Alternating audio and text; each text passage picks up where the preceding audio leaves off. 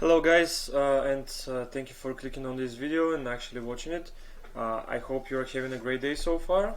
Today in this one I will be talking about how to pick niches for your agency and why actually picking a niche is crucial for your agency success.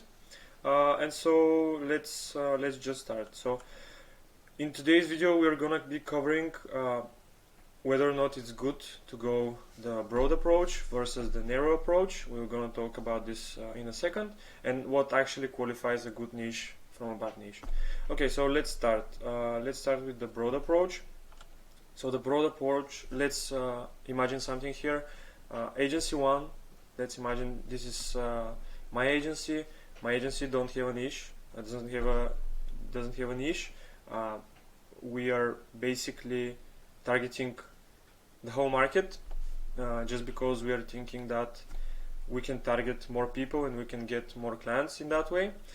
We are viewed as the basic generic marketing agencies that instead of fixing a specific problem, we tend to fix only general problems, and in that way we are not able to charge higher prices for our services because the market doesn't perceive us as experts, and we don't have the credibility to charge higher prices because of that.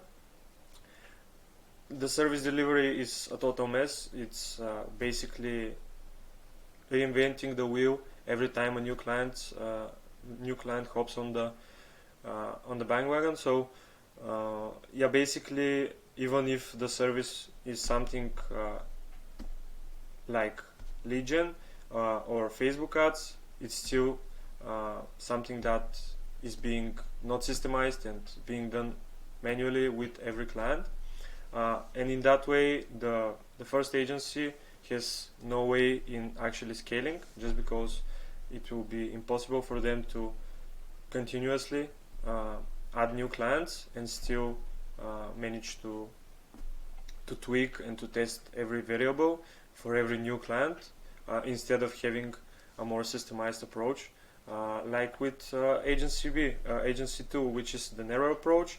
That means this is actually my agency. That means they have a specific niche, and we position ourselves as the experts in the field.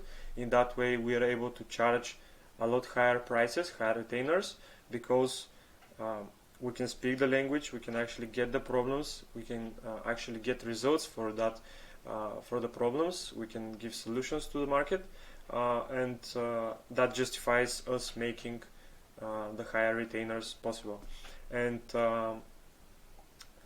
we are able to sign as many clients as we want per month, just because the whole thing is a plug and play, and you go straight to the next client once you onboard the one, and that's making everything easy to generate results, to systemize everything, and to basically remove yourself from the business. And agency 2 is the one you should be focusing on. You should be aiming to be like this agency, just because no one likes to work in their business. Most people like to work on their business. So yeah, be like agency 2. And let's talk about what actually qualifies a good niche and a bad niche. Okay, so I've provided you with some specific niche questions, and if you can answer yes to most of these, it means that quote unquote you have a good niche in your hands. Not always the case, usually true, but not always the case. Even if you haven't this answered to most of them with yes, the niche still can be good. There are some exceptions, but the common niches can be targeted with that approach. Okay, so first question is, does your niche have more than 50,000 businesses? You can look this up into the Google search. Just type how many chiropractors are there in the US, for example, and you can see how many businesses are there in the US or globally, depends on what you're targeting. And more businesses actually means more profits for them if you decide to run their advertising, just because people actually want that thing to be advertised. Otherwise, the ads wouldn't have worked in the first place. So the second question is if they have a service, a package, or a product which is worth at least 500 or more in lifetime value. This can depend on the situation, but usually you need to aim around that mark, around that 500 mark, and yeah. The second, the next question will be: is the niche actually the niche data actually easy to find? This means, and if the data of the decision makers is actually easy to find, just because in some instances, like with e-com and SaaS, it's very easy to find the pages and the representatives that are working for those brands, but it's almost impossible to find their actual decision makers, and even harder to put them on the phone. So you can target. You need to target a niche that is very easy to.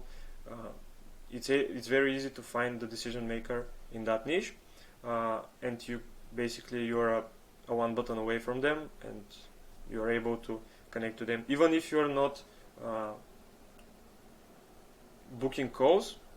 It still means that you can gather some knowledge, just because you're talking to the actual business owner and not some representative and some gatekeeper. The next question is: are they good at selling? This one is important, just because if you're running an appointment setting agency and you are providing them with a bunch of leads, a bunch of qualified prospects, and they are unable to sell on them, they basically don't make any money, and your services are invaluable to them. The same applies to the next question, which is when do they make a return on investment, and you should aim for example, for niches like solar, where basically with one sale they make everything back that they invested in you. You can still try to do it in a lower cost niche, but as I said, it's a bit harder for them to see results fast, and clients seeing results fast will generally result in them staying longer with you. And yeah, so basically the next question is if they actually understand the importance of the advertising, and does the industry actually advertises. I've had this with the flooring niche. They don't advertise that much, and when I tried to basically, there wasn't a market fit for my services. I tried selling them on advertising, and they basically don't need that. They need more recruiting, and they need more people to work for them, but that's a topic for another day. And in the way you can see if the industry actually advertises, you can go into the Facebook library and see how many of these businesses, for example, let's say solar, you can type solar in the Facebook ads library and see how many of these businesses are actually running ads, and in that way you can see that they actually value the importance of advertising, and if their service is actually something that people actually need, if it's from the three golden categories, health, wealth, and relationships, it's basically a no-brainer for you. If your niche is in one of those three categories, you're set. You don't have to worry about anything else. And the next question is, can you actually help them with your services, depending on whether or not it's Facebook ads, Google or TikTok, and UGC or short form content.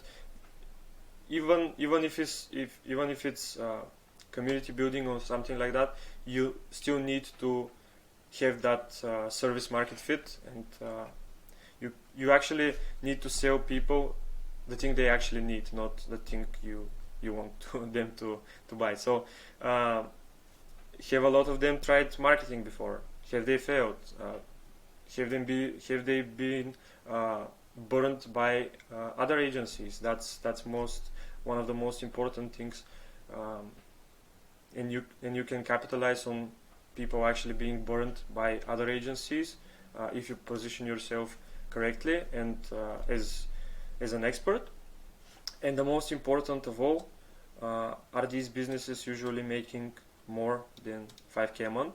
This is crucial because if they don't have the initial capital to invest in you, you will need to find other ways to make them buy. For example, performance or setup fees or anything like that, any of these offers. But if you're willing to go the normal retainer route, you need to take into account that they need to be making, even 5K is little, they need to be making at least 10K a month with their business, so in that way they can comfortably pay the price to work with you. And the last question will be, do you actually understand the mechanics of the niche, the language? And if you have the overall understanding, maybe you're in the doctor space and your father is a doctor, in that way you know the niche language and it will be easier for you. And depends on many factors, but if you have a basic understanding of the niches, you can answer this question with a yes. And if you actually answered to around 60% of the questions, as I said, depending on the niches, but usually it's around 60 to 70% of the questions with a yes, it means that you should be looking at a quote-unquote good niche that you should be looking at. And basically there are no, just to finish this off, there are no good or bad niches. Every niche sucks. Every niche will have their downsides and upsides. So basically pick one. It doesn't have to be forever. Even if it doesn't work for you, you manage to gain something for yourself. So pick one and just stick to it for as long as possible, and you inevitably see results. This was all from me for today. Thank you for, if you're watching the video so far, thank you for watching it and staying with me, and I hope you are having a great day, and peace out. Yeah.